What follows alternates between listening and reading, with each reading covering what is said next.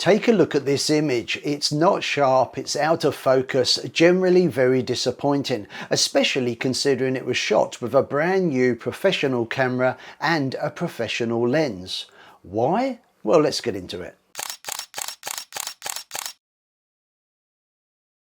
Hi, Paul here from Photogenius. Welcome to my channel. It's great to be back. Now, sometimes images don't turn out the way we hoped, and I'm a firm believer that you can learn as much from your mistakes as you can from those images that did work out. So it's worth taking the time to try and understand what went wrong. Often it's mistakes that can be easily rectified by changing the camera settings. So knowing how to use your camera and get the best out of it is really important, and of course that's what this channel is all about. I like to share tips, photography techniques and my experiences to help you take better photos, and this short video is no exception. So recently I was contacted by a lady called Lyndall. Now, she loves taking photos of bird life, but she was having real issues with her brand new camera and lens. Now, Lyndall had previously been using a Nikon DSLR camera, a telephoto lens by Tamron with great success, but felt it was time to upgrade to a mirrorless camera and had been recommended the Canon EOS R5 Mark II and the 100 to 500mm L series Canon telephoto lens. Now, that's a great combination. But sadly, as you can see here, the images from the new kit were very disappointing. So Lyndall got in touch with me after watching this video where I tested the R5 Mark II prior to release. In the video, I'm also photographing bird life. So she booked a one-to-one session with me here in Brisbane, and we set a time so we could meet at the local wildlife reserve to try and resolve her camera issues and, fingers crossed, also get some good bird photos. Now, upon meeting Lyndall, it was clear that she was not new to photography. She certainly knew her way around a camera and she was confident shooting manually. She had also set the camera up with her type of photography in mind. So, after taking a few test shots, it became clear that something was wrong, and it wasn't user error. This image, as you can see, is clearly not sharp, it's out of focus and also lacks dynamic range. Again, this second image, not sharp and certainly not what we expect from professional equipment. Now zoom in and note the streaky lines in the background. Now these suggested to us camera movement. This is commonly caused when using a long lens and a slow shutter speed. So here's a good tip. If you like taking photos using a longer focal length lens, then you need to consider the shutter speed you're using very carefully. In layman's terms, the longer the lens, the more exaggerated any movement of the camera will be. Now this can result in blurry photos. So to fix this, use a faster shutter speed. And there's a fairly simple rule that you can follow. To avoid blurry images, we can use a basic formula. We start with the focal length of the lens and then multiply it by the crop factor of the camera sensor. Now this equals the minimum shutter speed we should be using to avoid camera shake. So as an example, let's say we are using a telephoto lens set to 200mm on a Canon Rebel T7 1500D. The crop factor for that particular camera is 1.6. So 200 times 1.6 equals 320. If we now turn this number into a fraction, we now know that we need to set the shutter speed to 1/320th of a second minimum, but preferably, and if we can, faster would be better. Now this rule works, but it can be confusing at first, so I have made a separate video all about it where I go into more details. If you want to find out more, there'll be a link below this video and also at the end. So Lyndall was shooting with the lens set to the maximum focal length of 500mm. Now on a full frame camera like the R5 Mark II, the rule of thumb is to use a shutter speed of no less than the focal length, which in this case would be 1/500th of a second.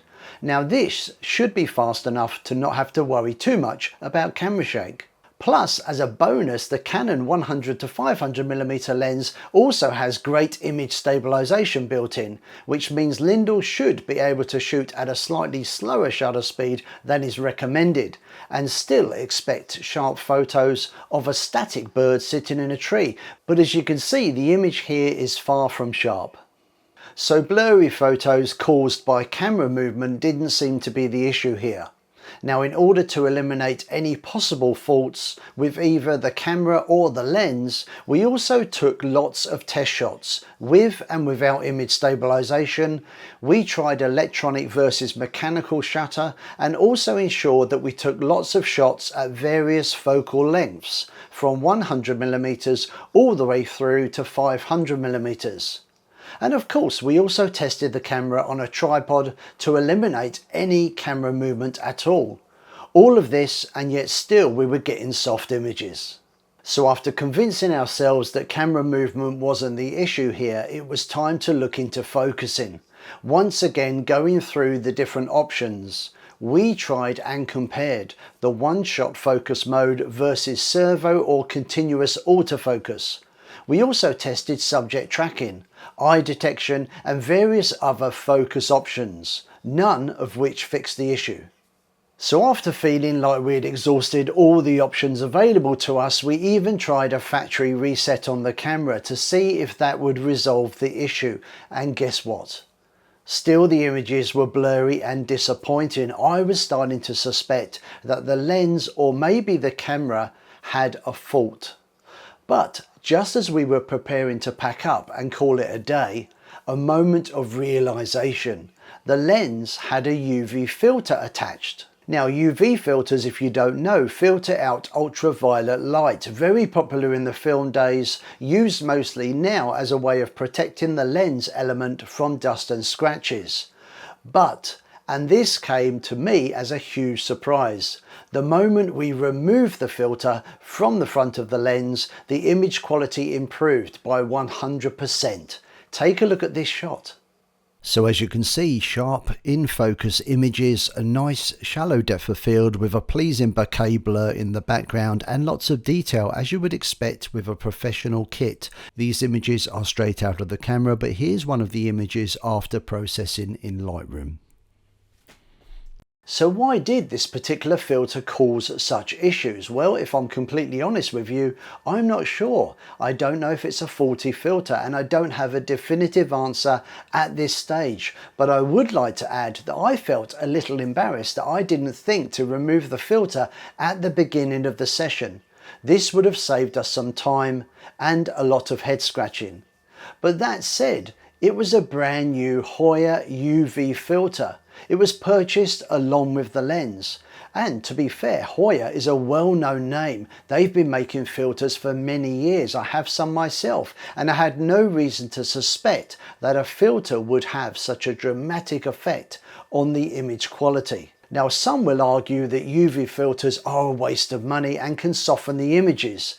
I've used UV filters myself in the past without any problems. In fact, a couple of years ago, and you may have seen it, I put together a video comparing an expensive professional UV filter to a budget UV filter and shooting without a filter.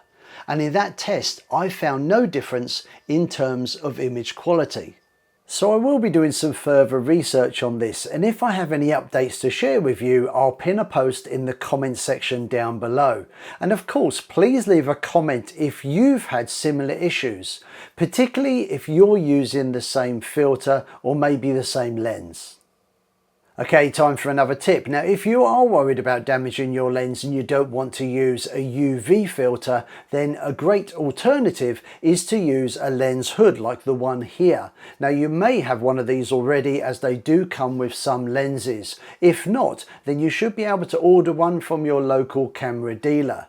They do come in different sizes and shapes to fit on the front of the lens, and the main job of the hood is simply to shade the lens from light, which can help to eliminate lens flare and can also help increase image contrast. And of course, a lens hood is an added layer of protection for your lens.